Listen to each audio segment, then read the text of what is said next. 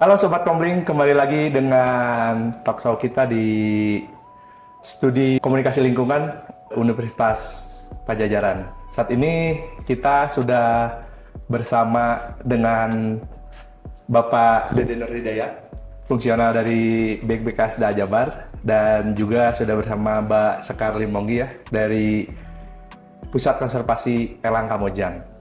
Ya, saat ini kita akan membahas tentang proses konservasi elang yang ada di Pusat Konservasi Elang Kamojang. Selain itu juga kita akan membahas kondisi elang di alam yang ada di Jawa Barat saat ini seperti apa. Mari kita langsung bertanya aja kepada Pak Dede, Pak. Seperti apa nih Pak kondisi elang yang ada di wilayah Jawa Barat saat ini? Baik, terima kasih sahabat Komling. Terkait dengan keberadaan elang yang ada di Jawa Barat, saya kira kita membutuhkan lebih banyak lagi ya studi-studi terkait dengan keberadaan elang. Yang jelas pemerintah melalui kebijakan Kementerian Kehutanan, karena elang adalah merupakan salah satu satwa liar yang dilindungi oleh undang-undang, sehingga keberadaannya menjadi prioritas untuk dilindungi, baik habitatnya maupun dari satwanya itu sendiri.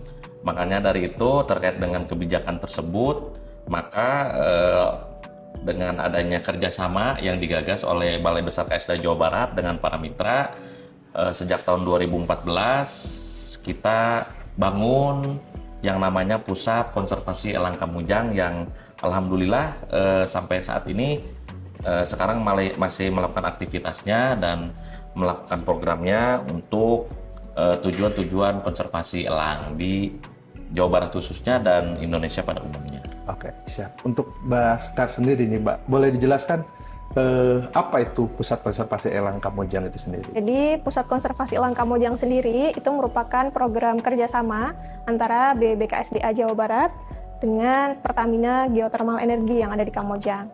Nah, Pusat Konservasi Elang Kamojang sendiri itu punya 4 program kerja utama. Yang pertama itu adalah penyelamatan elang, kemudian yang kedua itu adalah rehabilitasi elang itu sendiri, baik secara fisik dan juga perilaku elangnya. Kemudian yang ketiga itu adalah pelepasliaran elang kembali ke alam liar.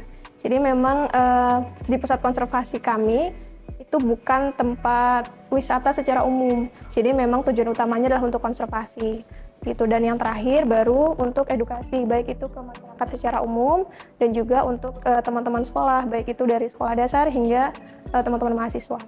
Saya rasa kayak gitu. Siap. Oke, ya. Pak Dede, yang seperti kita ketahui kan di Jawa Barat, khususnya di Jawa itu kan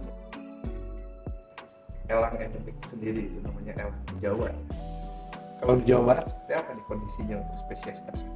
Ya, memang untuk kondisi elang Jawa ini karena statusnya adalah terancam punah dan ini sifatnya dilindungi, otomatis kita memberikan perhatian khusus gitu, karena di samping mereka memiliki fungsi sebagai predator ya atau predator, terus kemudian juga secara mitologi juga itu bisa diperankan ya sebagai burung Garuda Pancasila ya, lambang negara kita, sehingga elang Jawa ini merupakan salah satu konsen kita untuk melindungi baik itu habitatnya maupun dari keberadaan satwa liar tersebut begitu.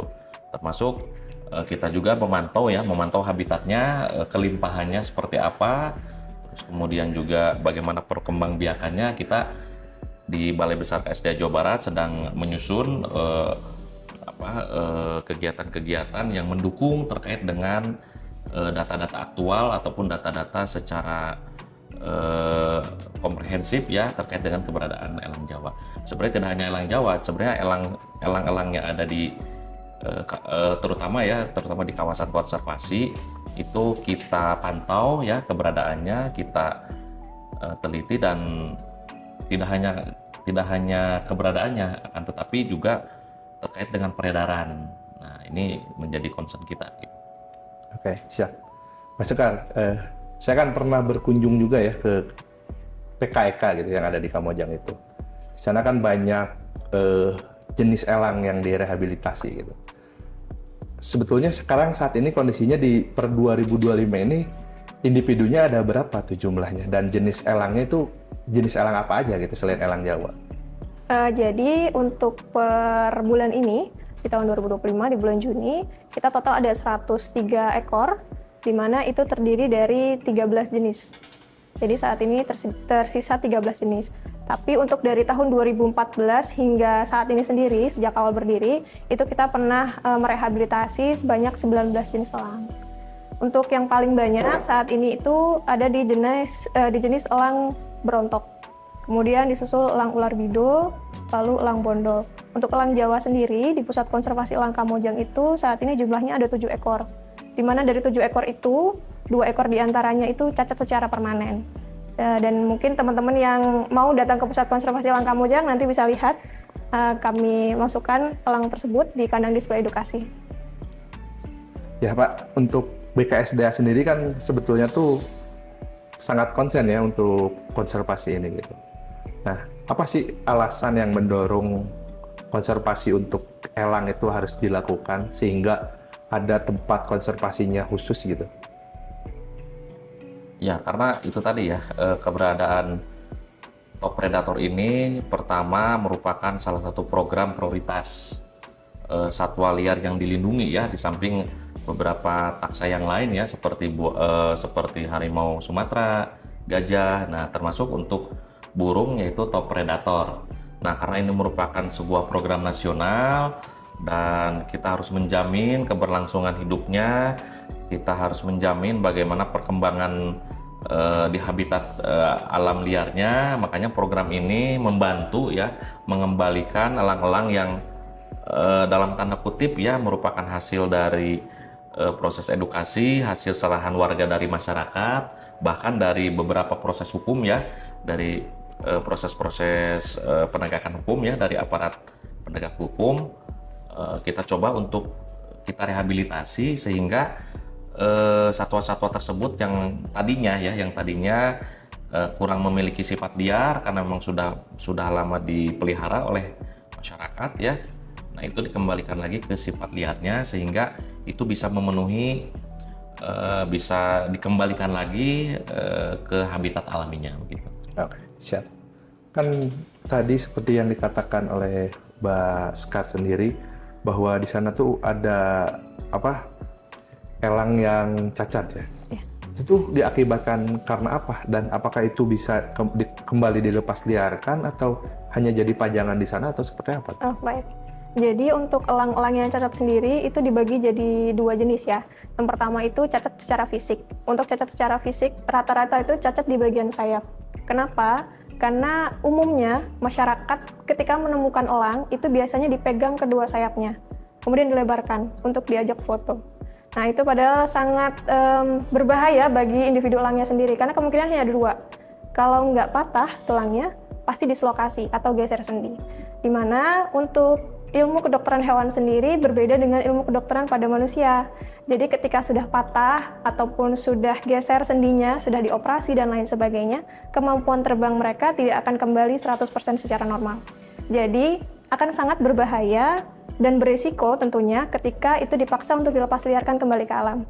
Karena yang pertama pasti mereka nggak akan bisa survive. Mereka kalah dengan individu-individu lain yang lebih sehat ketika mencari makan. Yang kedua, itu pasti akan mudah sekali tertangkap kembali oleh manusia, kayak gitu. Dan untuk jenis-jenis elang tertentu yang memang sebelumnya dipelihara, jadi cacat secara perilaku, itu juga ada 2. Pertama itu terlalu jinak. Misalkan ketika mereka diberi makan dan lain sebagainya, kita mendekat, mereka itu tidak berusaha untuk terbang menjauh dan bawa makanannya.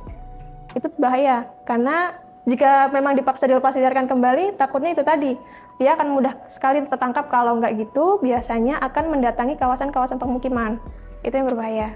Kemudian yang kedua, biasanya karena sebelumnya pernah dipelihara, kadang namanya manusia ya, ada yang suka sengaja dijadikan objek tontonan, ataupun sengaja dilempari sesuatu, atau dibuat atraksi.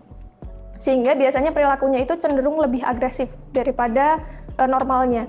Jadi jika misalnya kita mendekat ke kandang, belum dekat banget, tapi mereka pasti udah berusaha untuk menyerang. Sengaja menabrakkan dirinya ke jaring-jaring nilon kandang. Nah, itu juga berbahaya. Jika memang belum 100% kembali untuk perilakunya secara normal, itu tadi ketika dilepas liarkan takutnya malah menyerang masyarakat dan akhirnya harus diburu dan dibunuh. Saya rasa seperti itu. Untuk saat ini Pak, keterlibatan masyarakat khususnya terhadap elang itu seperti apa tuh perhatiannya? Apakah menjadi tantangan sendiri bagi BKSDA untuk sosialisasi gitu? Ya, baik. Karena memang bagian dari program PKEK sendiri ya, bahwa salah satu edukasi konservasi terhadap masyarakat dimaksudkan untuk memberikan pemahaman dan penyadaran kepada masyarakat ya, bahwa pertama bahwa untuk menyimpan, memelihara, memperjualbelikan itu kan merupakan salah satu tindakan pidana, sehingga kesadaran-kesadaran tersebut melahirkan sebuah perhatian ya, sebuah awareness terhadap bagaimana keberadaan satwa tersebut begitu, sehingga banyak elang-elang yang memang ketika mereka menyimpan dan ketika setelah diketahui bahwa itu adalah satwa liar yang dilindungi oleh undang-undang, maka secara bergelombang penerimaan terkait dengan serah terima elang dari masyarakat secara sukarela itu cukup tinggi ya. Dan sebenarnya sih bukan hanya elang juga ya, karena di Balai Besar KSDA Jawa Barat juga untuk kampanye-kampanye terkait dengan penyadaran dengan satwa liar yang dilindungi oleh undang-undang juga kita sangat masif ya. Banyak beberapa satwa yang memang masyarakat tersebut yang tadinya secara kesenangan itu dipelihara, dengan adanya kesadaran tersebut maka mereka dengan secara sukarela menyerahkannya kepada BKSDA Jawa Barat begitu. Oke, nih Baskar. Jadi kan ketika BKSDA Jawa Barat ataupun KSDA di wilayah Jawa Barat menerima serahan elang, baik itu hasil penindakan hukum atau serah terima langsung dari masyarakat, ketika masuk ke PKEK itu akan diapakan si satwa tersebut gitu?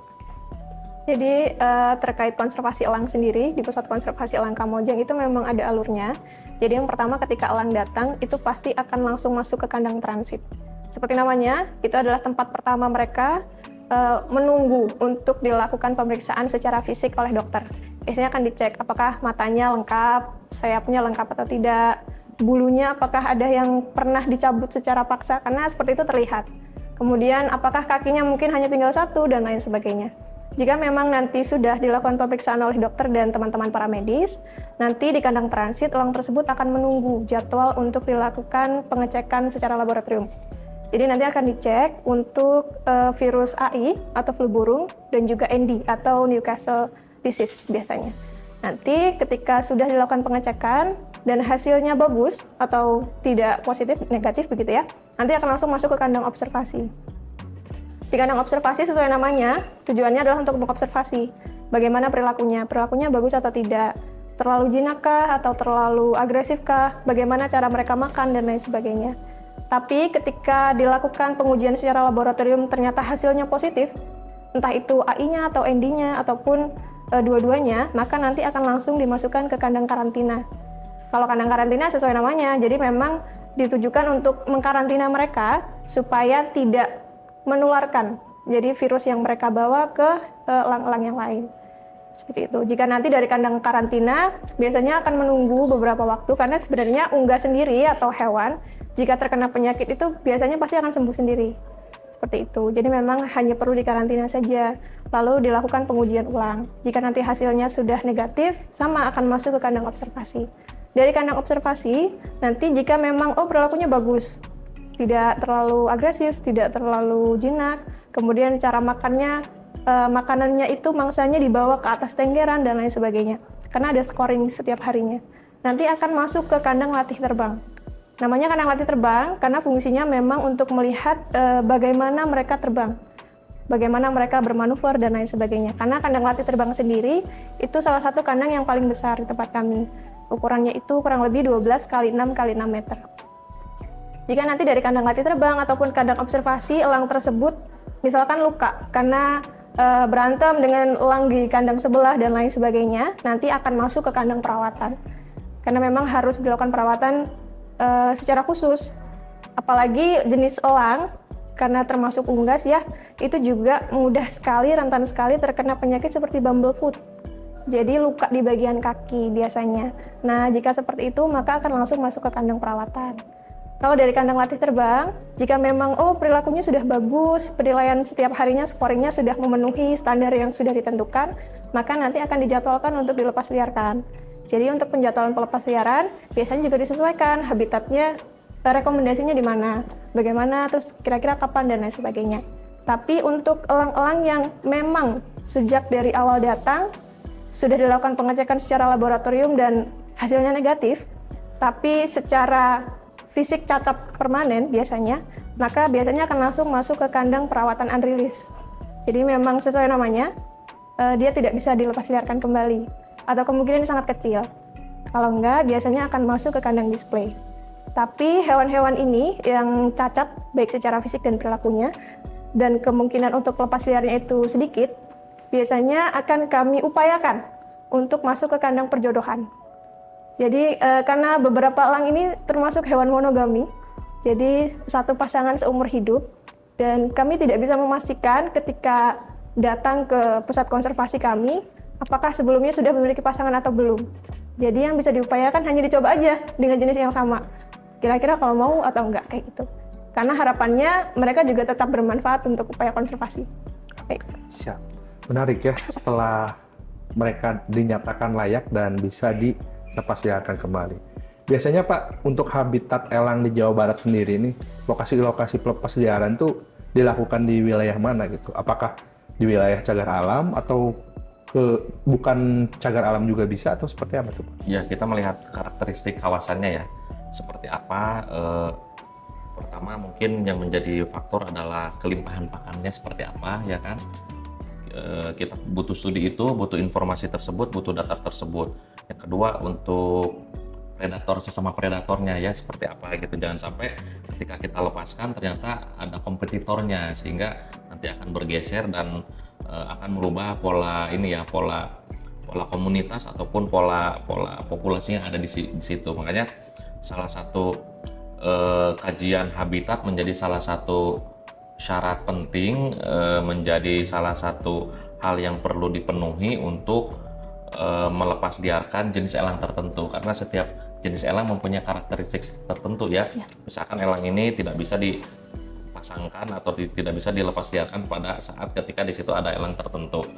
Nah, sebenarnya studi-studi ini yang cukup menarik gitu, dan kita upayakan sih untuk pelepas liaran diutamakan di kawasan-kawasan menjadi wilayah kelola Balai Besar KSDA Jawa Barat.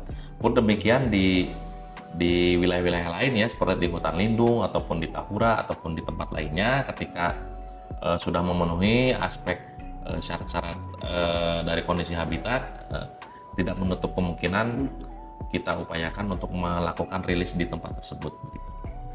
Apakah selama ini Pak ada hitungan sendiri gitu, populasinya tinggal berapa di Jawa Barat atau seperti apa gitu, untuk mengecek keberadaan mereka di alam? Ya, mungkin secara kualitatif sih di seluruh kawasan masih memungkinkan ya, karena sifatnya adalah data-data tersebut masih tersebar. Jadi memang perlu ada kajian lebih lanjut, perlu ada analisis lebih lanjut. Yang jelas di spot-spot tertentu memang kita upayakan kawasan tersebut clear untuk dilakukan pelepas liaran. Oke, ya menarik nih Mbak ya, untuk pelepas liaran ini. Apakah pernah nggak ada kejadian setelah mereka dilepaskan, setelah di konservasi nih, di pusat konservasi dilepas liarkan di luar gitu, tapi dia kembali lagi ke sana? Apakah ada cerita seperti itu? Untuk kasus kembali lagi biasanya karena tertangkap.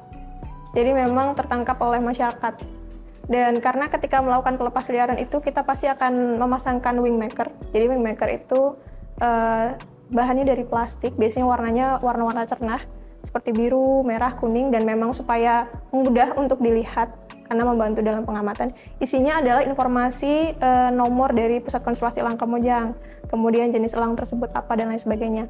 Hal itu memang untuk menghindari ketika sudah dilepas liarkan, dilakukan perburuan atau ditangkap kembali, biasanya masyarakat akan takut karena melihat wingmaker tersebut. Biasanya pasti akan langsung menghubungi Pusat Konservasi Elang kembali secara mandiri, bukan karena tertangkap lagi.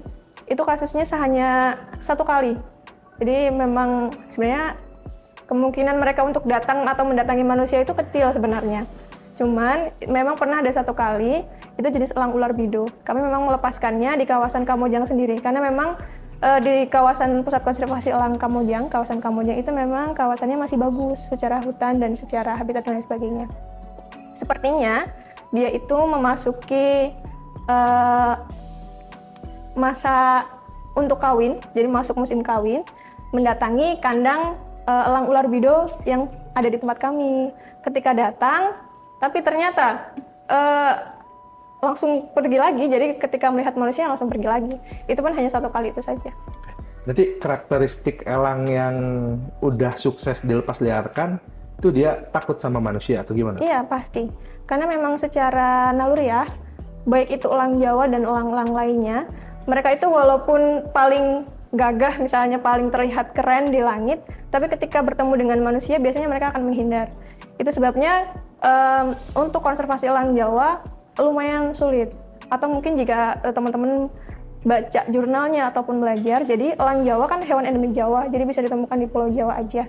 Dulu, di zaman dulu, karena kawasan hutan di Jawa itu masih banyak, jadi walaupun dia lahirnya di kawasan Jawa Timur, dia tetap bisa migrasi sampai ke Jawa Barat.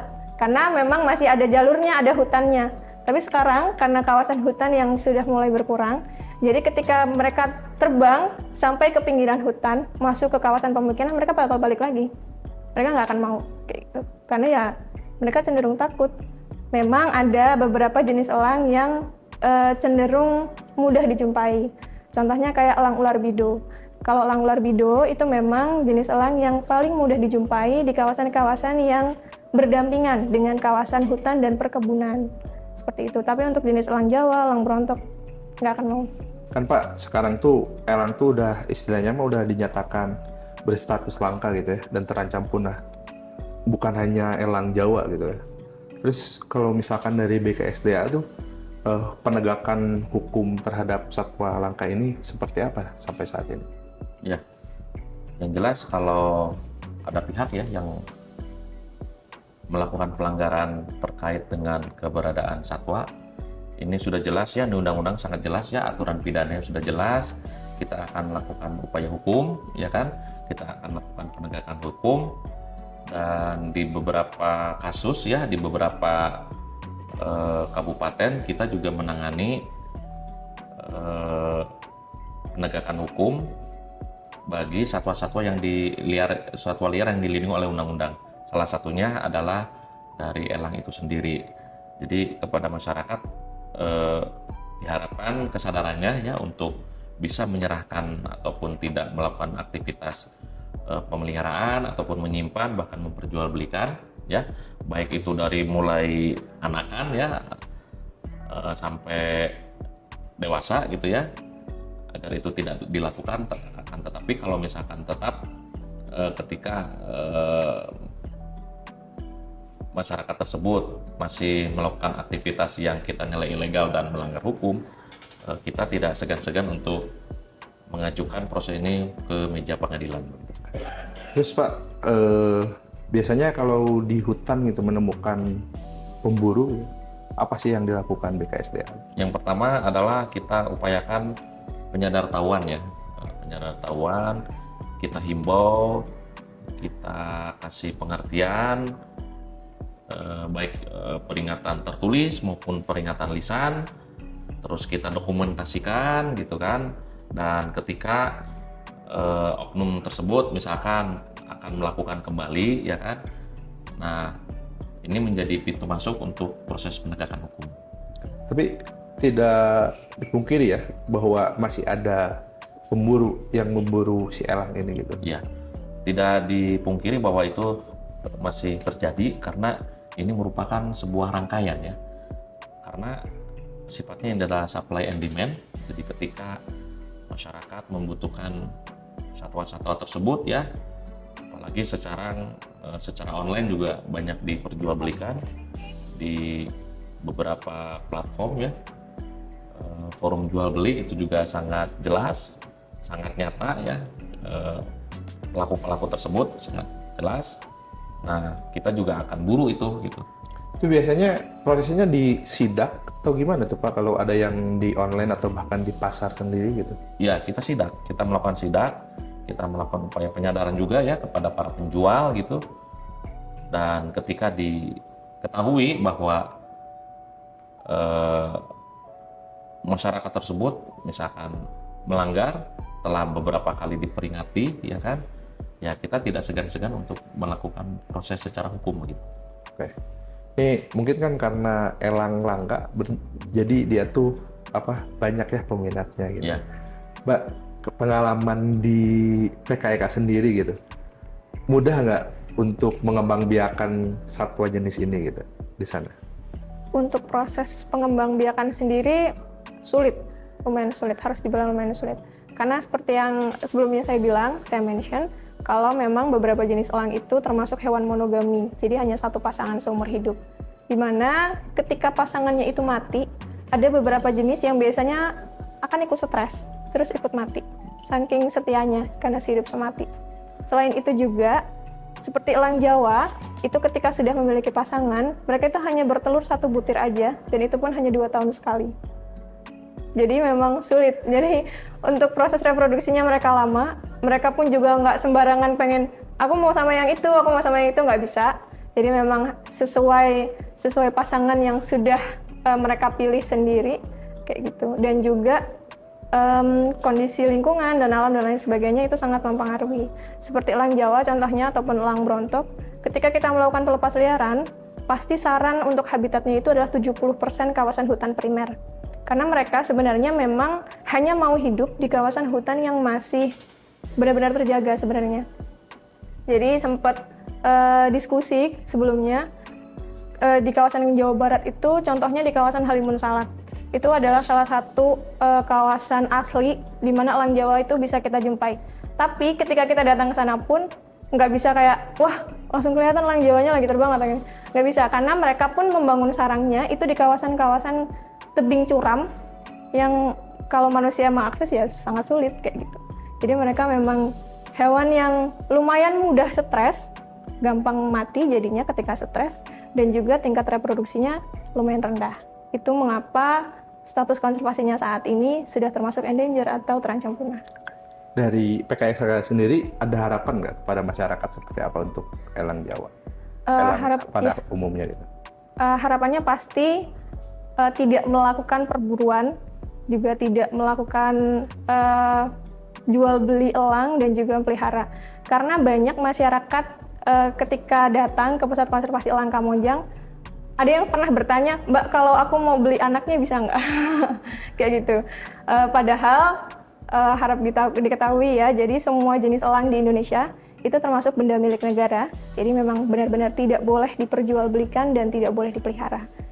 Dan juga menurut saya sebaik-baiknya burung, entah itu burung elang ataupun burung lainnya, memang habitat mereka itu adalah di langit, terbang bebas, bukan di dalam sangkar. Seperti itu. Menarik Pak. Satu lagi Pak nih.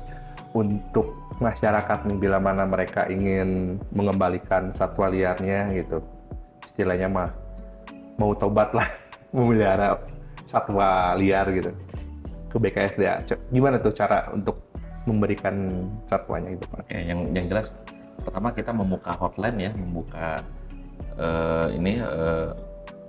call center ya, tinggal lapor, terus kemudian kita tersebar di 6 seksi konservasi wilayah ya, tersebar di 2 provinsi ya, Jawa Barat dan Banten. Ketika call center tersebut sudah dihubungi bahwa kita akan melakukan proses serah terima, kita akan proses lanjut untuk serah terima secara sukarela. Dan kita cukup mengapresiasi kepada masyarakat yang dengan kesadaran, dengan penuh kesadaran ya, dengan penuh kesukarelaan mau menyerahkan satwa tersebut milik negara untuk kita kembalikan ke habitat alam liarnya. Siap. Sobat Komling, menarik sekali ya pembahasan kita kali ini tentang konservasi elang, dan perlu kita ketahui bahwa burung satu ini bukan seperti burung pada umumnya ya, dan dia tuh harus hidup dan terbang bebas di alam karena mereka memiliki fungsi di alamnya sendiri. Program ini dipersembahkan oleh